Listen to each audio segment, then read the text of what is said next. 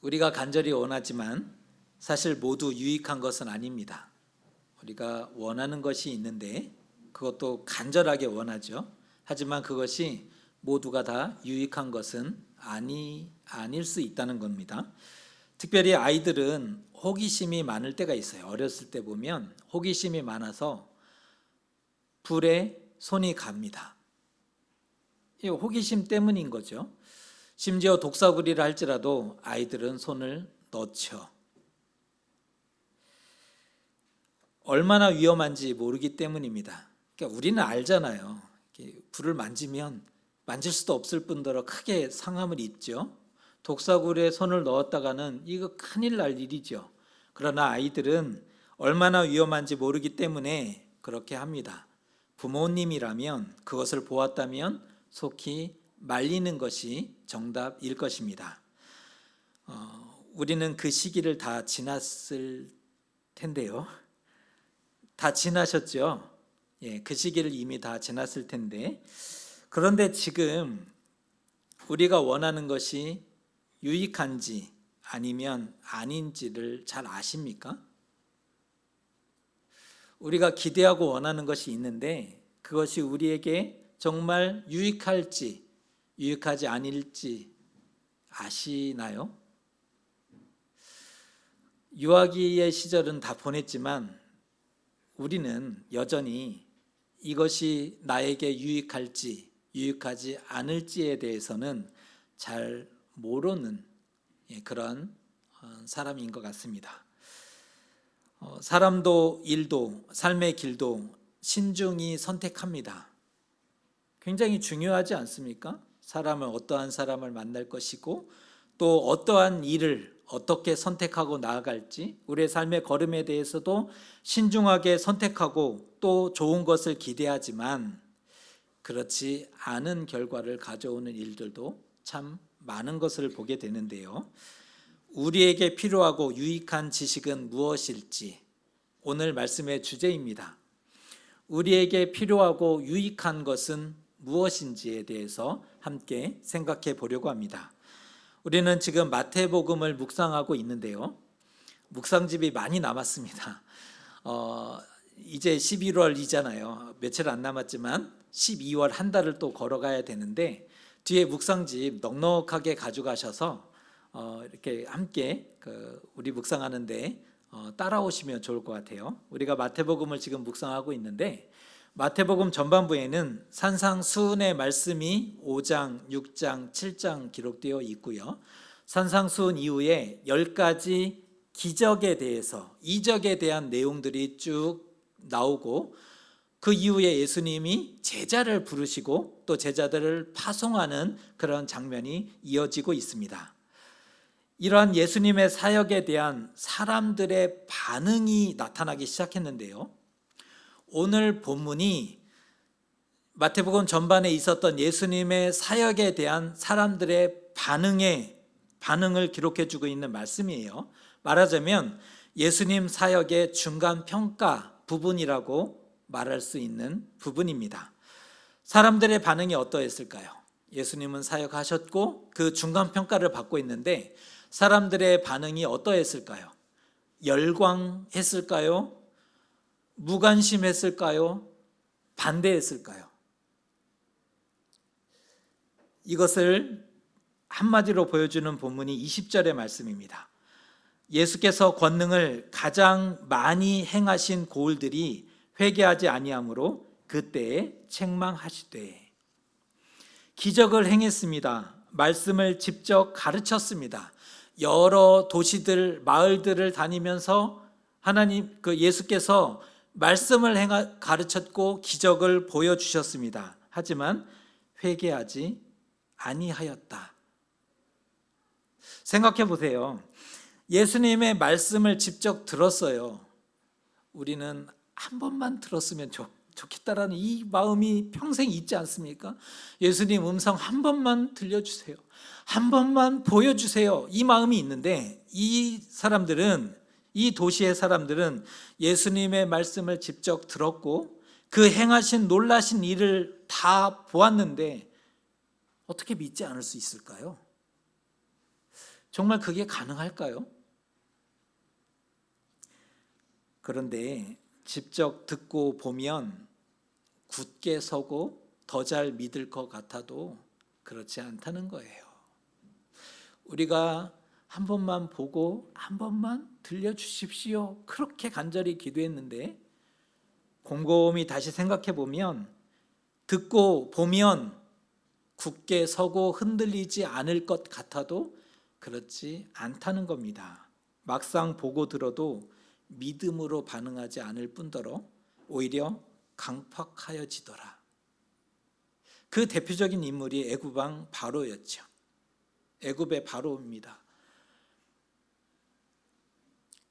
그 재앙을 보여도 기적을 보여도 점점 더 강팍해지고 말았던 것을 보게 됩니다. 우리 주변에도 보여주면 믿겠다라는 분들이 많지 않습니까? 우리가 마음에 감동이 있어서 이분에게 예수님을 좀 소개하면 좋겠다, 또 하나님을 좀 소개하면 좋겠다라는 마음이 있어서 전했더니 이런 얘기예요. 보여주면 믿겠다. 혹시 우리 주변에 옆에 앉은 분이 그런 얘기를 하시는지 모르겠어요. 보여주면 믿겠다라는 분이 우리 주변에 분명히 있는데 애초부터 믿을 마음이 없었던 거죠. 단지 믿지 않을 핑계를 찾았을 따름입니다. 예수님 당시에도 수많은 증인들이 존재했습니다. 그들은 성육신하신 예수님을 눈으로 보았어요. 우리는 한 번만 보면 좋겠는데 그들은 성육신하신 예수님이 눈앞에 왔다 갔다 하시는 것을 다 보았다는 겁니다. 그 말씀을 들었고 맹인이 보고 못 걷는 자가 걷고 나병 환자가 깨끗함을 받고 못 듣는 자가 듣고 죽은 자가 심지어 살아나며 가난한 자들에게 복음이 전해지는 것까지 보았다는 것입니다. 하나같이 구약이 약속하고 있는 이스라엘의 구원의 징조들이었죠. 제가 열거해 드렸던 이 하나하나의 사건은 구약 성경이 예언하고 있는 이스라엘의 구원의 징조였다는 거예요. 그 징조를 눈앞에 끊임없는 이런 증거들로 보고도 그 여러 도시들은 믿지 않았습니다. 이에 예수께서 말씀하십니다. 화 있을진저 고라시나, 화 있을진저 벳세다야. 책망하고 계셨습니다. 만일 그러한 권능을 이방 도시에 두로와 시돈으로 언급되어 있는데 이방 도시에 그러한 권능을 행했다면 그들은 벌써 베옷을 입고 제에 앉아 회개하였을 것이다. 그런데 정작 너희들은 듣지 않고 회개하지 않는다. 예수님이 책망하고 있는 장면입니다. 그중 단연 으뜸은 가버나움인데요. 가버나움이라는 도시는 예수님 사역의 본거지였어요. 예수님이 거주하고 계셨던 본거지였단 말이에요. 그곳에서 말씀을 전했고 기적을 행하셨습니다. 다른 도시를 가셨다가 다시 가버나움으로 돌아오셨죠. 복음서에서 가장 많이 등장하는 도시가 가버나움입니다. 왜? 예수님이 그곳에서 가장 많은 기적과 말씀과 애정을 모두 다 쏟았기 때문이죠. 그들 중에 대부분의 사람들은 오병이어를 얻어먹고 놀랬던 사람들입니다. 칠병이어를 얻어먹고 이 어쩌한 일인가? 굉장히 놀래했던 사람들이 가버나움 사람들입니다. 하지만 그 교만이 하늘을 찔렀죠. 오늘 예수님이 책망하시잖아요. 너희의 교만이 하늘을 찔렀다.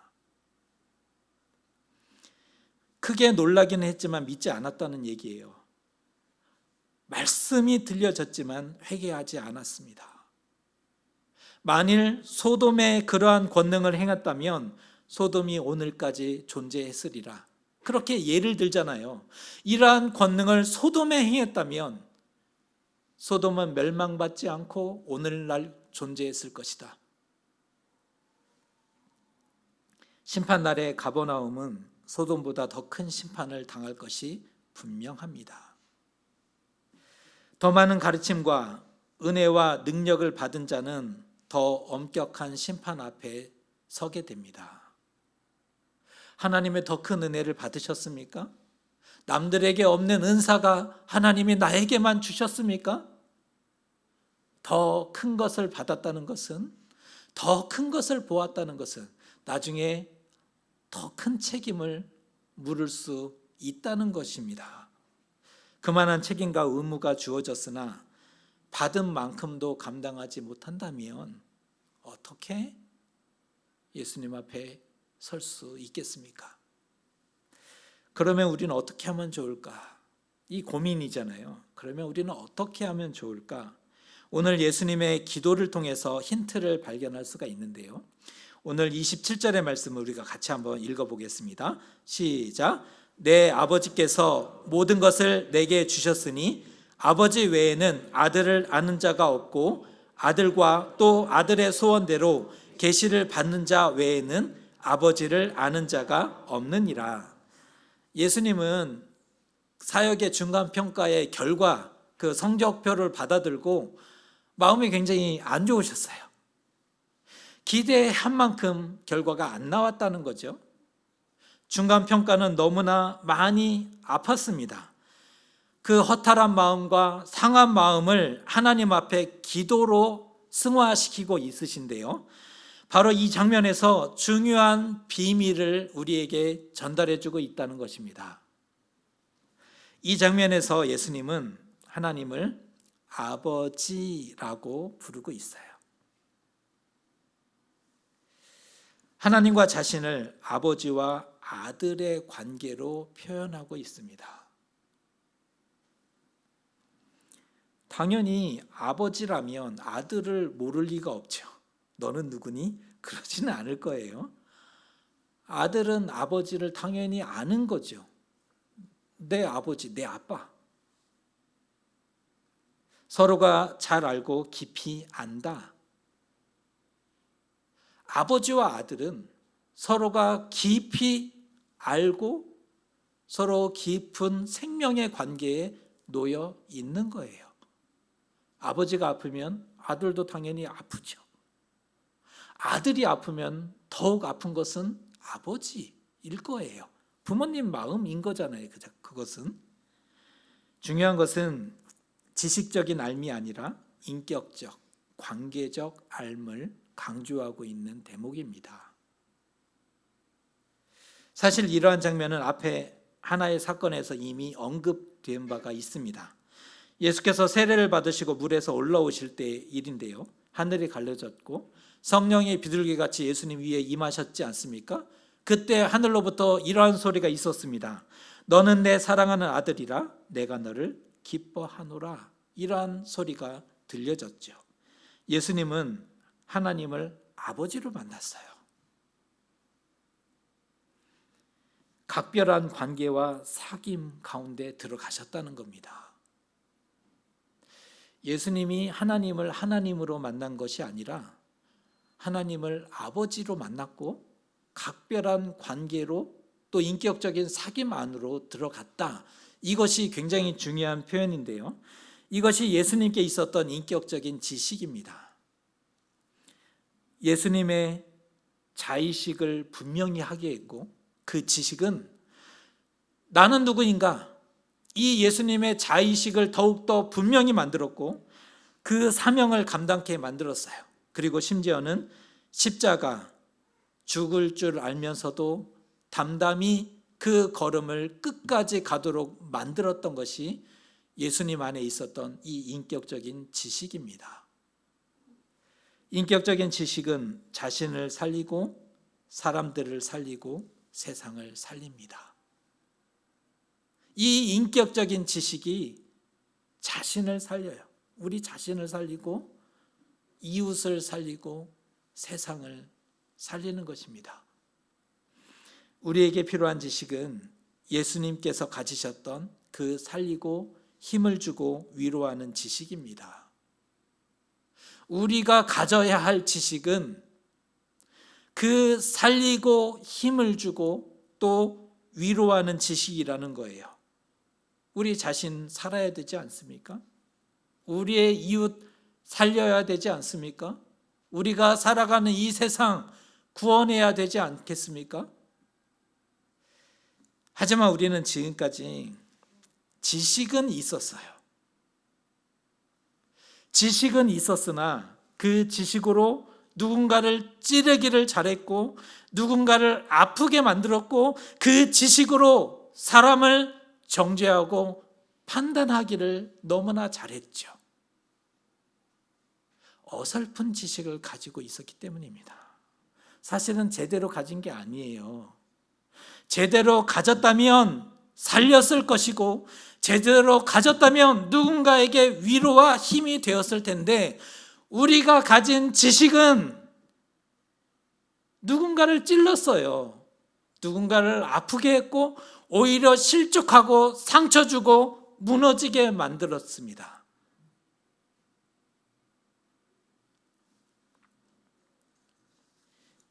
예수님이 우리에게 주시려고 했던 것은 아버지입니다. 예수님만이 아버지를 아시죠. 그래서 예수님만이 하나님을 계시해 줄 수 있어요. 우리는 예수님을 통해서 아버지 되신 하나님을 만나게 되는 거죠. 아들을 아는 자는 하나님을 아는 자가 되는 것입니다. 그 예수님이 오늘 우리를 초대하십니다.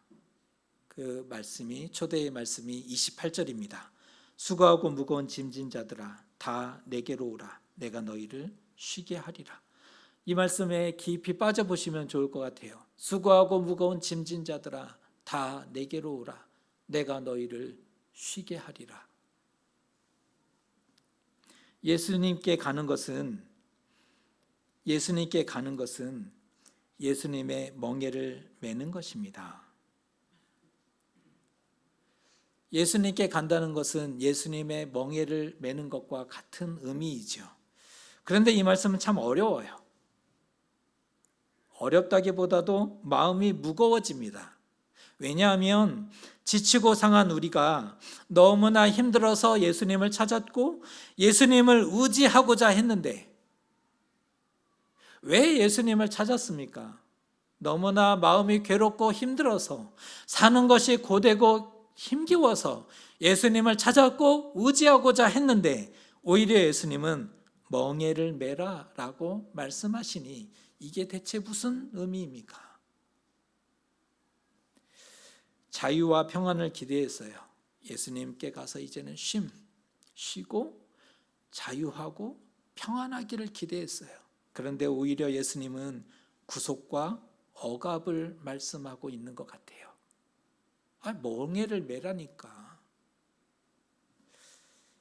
우리의 운명, 세상에서 멍에를 매고 너무나 지치고 상한 우리였는데 예수님께 가서 또 다른 멍에를 메고 무거운 짐을 끌고 밭을 갈아야 되는 것인가? 이 말씀이 참 어려워요. 그리고 부담스럽습니다. 오해가 있는 것 같아요. 예수님의 멍에를 매는 사람은 자기가 짐을 나르는 것이 아니라 예수께서 그 사람을 업고 대신 지시는 것인데 예수님의 멍에를 맨다는 의미는 우리더러 그 멍에를 메고 이제 또 다른 고된 것을 책임져라가 아니라 예수께서 그 사람을 업어주신다는 얘기인데 예수께서 그 사람 그 모든 짐을 대신 져 주신다는 의미인데 오해가 있었던 것 같습니다. 더 이상 짐을 지거나 그 어떠한 영적인 짐, 그러한 짐을 지거나 밭을 갈지 않아도 된다는 거예요. 십자가를 진다 이런 표현을 하긴 하지만 짐을 진다는 의미가 아니라는 거예요. 왜냐하면 예수님이 친히 우리를 업고 가신다는 겁니다. 짐을 대신 져주신다라고 말씀하고 있습니다. 업힌 자의 할 일은 힘을 빼고 맡기는 겁니다. 업혀보셨습니까? 업어보셨습니까? 업힐 때 온몸에 힘을 주면 지는 사람은 죽을 맛입니다. 아니 좀 업혔으면 힘을 빼고 엎혀야 되지 않습니까? 근데 온몸에 힘을 잔뜩 주고 있으면 없는 사람은 그것보다 힘든 게 없거든요. 죽을 맛이거든요. 싫다고 고집부리고 뻗팅기고 떼쓰고 버둥거리지 마셔야 되지 않을까요? 싫다고 고집부리고 뻗팅기고 떼쓰고 발버둥 치지 마세요. 심지어 엎이고도 아직도 짐을 그대로 지고 가는 이가 있어요. 엎였는데 여전히 짐은 그대로 지고 가는 이가 있어요. 이것을 그림으로 표현하면 참 신기한 그림이 그려질 거예요. 그런데 그 신기한 그림이 우리의 영적인 모습은 아니십니까? 예수님께 엎였는데 여전히 그 무거운 짐은 다 짊어지고 엎여 있어요. 그러니 똑같은 거죠. 어제의 고됨과 고통이 오늘의 고됨과 고통으로 그대로 남아 있어요. 왜? 짐을 그대로 지고 예수님께 엎여 있으니까. 죄송하고 미안해서 못 내려놓는 걸까요? 믿음이 없어서일까요? 불안하고 못 믿겠거든요. 완전히 맡겼다가 큰일 날 것 같거든요. 왜 못 내려놓으셨습니까? 왜 맡기지 못하셨습니까? 다 내려놓았다가 예수님께서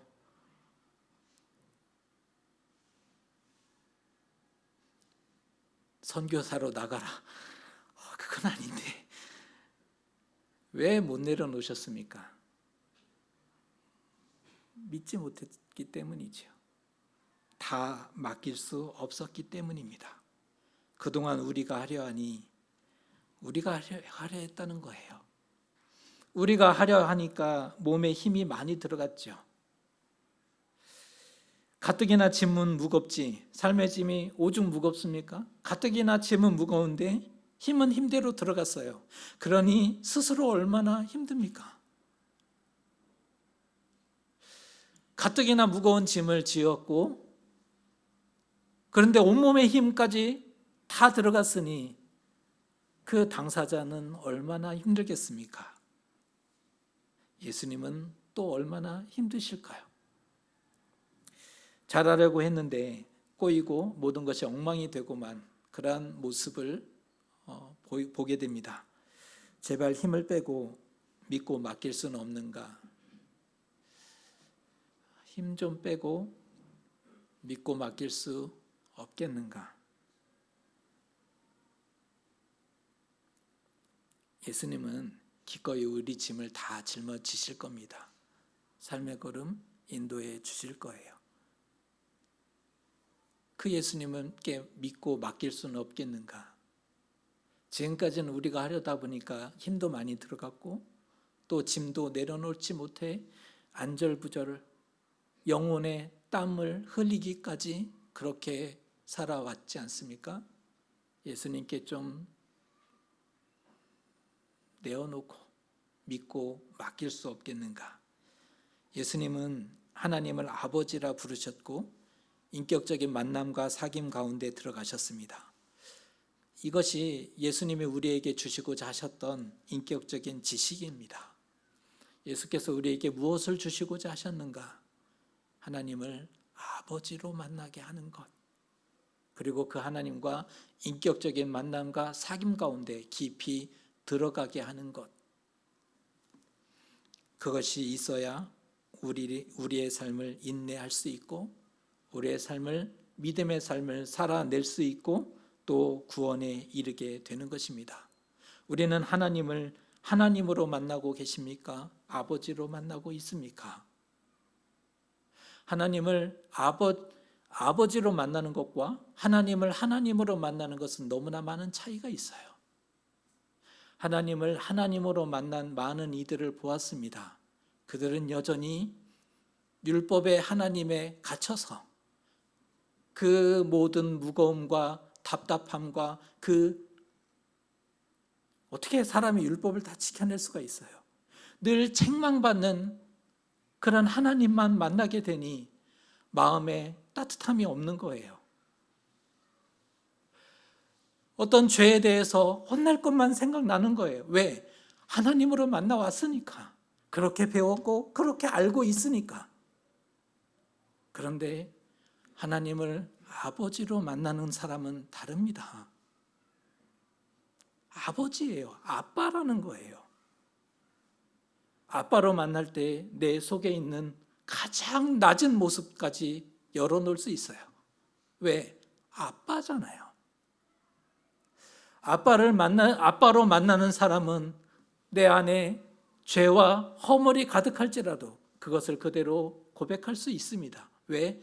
아빠이기 때문에. 우리는 하나님을 하나님으로 만나고 있는가, 아버지로 만나고 있는가를 점검해 보시면 좋을 것 같습니다. 지금 우리에게 가진 지식은 나와 이웃과 세상을 살리고 구원하는 지식이 되고 있으십니까? 아니면 우리에게 있는 것으로 누군가를 무겁게 하고 누군가에게 무거운 짐을 짊어지우고 누군가를 시험 들게 하는 지식으로 사용하고 있으십니까? 예수님께 소원이 하나 있는데 그것은 하나님과의 끊어진 관계가 회복되고 잃어버린 형상을 회복하는 것입니다. 여러분이 하나님과의 하나님의 잃어버린 형상을 회복하고 하나님과의 관계가 회복되는 것, 그것이 예수님의 유일한 소원이셨습니다. 오늘 말씀이 그것을 우리에게 도전하고 있고요.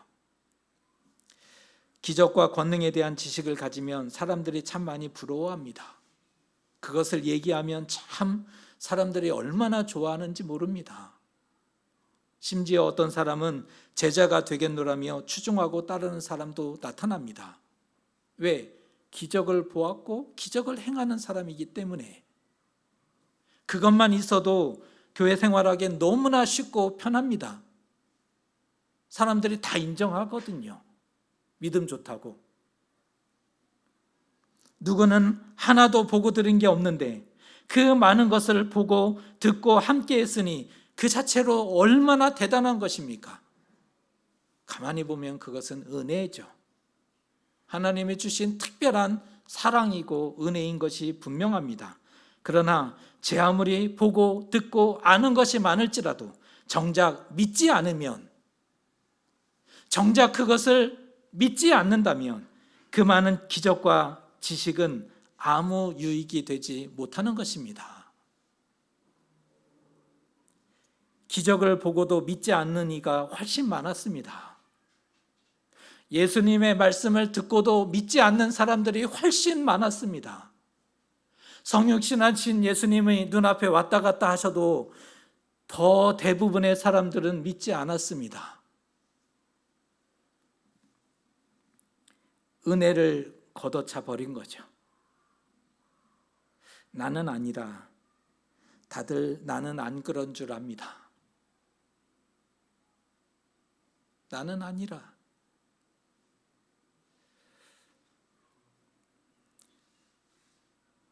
오늘 밤에 너희가 나를 다 버리리라. 모두가 그럽니다. 나는 아니지요, 예수님. 다 떠나고 버렸죠. 우리 역시도 나는 아니라 그런 마음을 가지고 있다는 거예요. 다들 내 얘기는 아니고 다른 사람 얘기라고 생각하기도 합니다. 그런데 한번 생각해 보세요. 오늘의 시대에 누가 봐도 정신을 차리고 깨어 있어야 할 때입니다. 인류 역사상 교회 역사에서 가장 어두운 때가 바로 오늘입니다. 지금 스스로 우리 자신을 보더라도 이건 아닌데 라는 마음이 들고 있지 않습니까? 지금은 가장 어두운 때입니다. 우리 자신을 점검해야 합니다. 예수께서 우리에게 주시고자 하신 것은 인격적인 지식입니다. 성경 지식이 아니에요. 예수께서 우리에게 말씀하시는 지식은 인격적 지식입니다. 그러기 위해서는 먼저 예수님께 가야 할 겁니다. 예수님께 간다는 것은 예수님의 멍에를 맨다는 의미입니다. 예수님께 업히는 것, 예수님께 안기는 것, 예수님께 다 내어놓는 것. 그럴 때 예수님을 통해서 우리는 하나님을 아버지로 만나게 되는 것입니다. 제가 여러분에게 드리고 싶은 말씀은 하나님을 하나님으로 만나는 그 수준 대단하지만 거기에서 머물지 마시고 하나님을 아버지로 만나게 되시기를 축복합니다. 그럴 때 잃어버린 하나님의 형상을 회복하는 것이고 하나님과의 인격적인 깊은 사귐과 만남 가운데 참된 신앙으로 들어가게 되는 것입니다. 그럴 때 우리 자신이 살아납니다. 그럴 때 이웃을 살릴 수 있고 그럴 때 이 어두운 세상을 밝힐 수 있는 사람이 되는 것입니다. 간절히 부탁드리는 것은 나 자신을 살리고 이웃을 살리고 세상을 살리는 그 인격적인 지식을 꼭 소유하게 되시는 저와 여러분 되시기를 주님의 이름으로 축복합니다. 기도하겠습니다.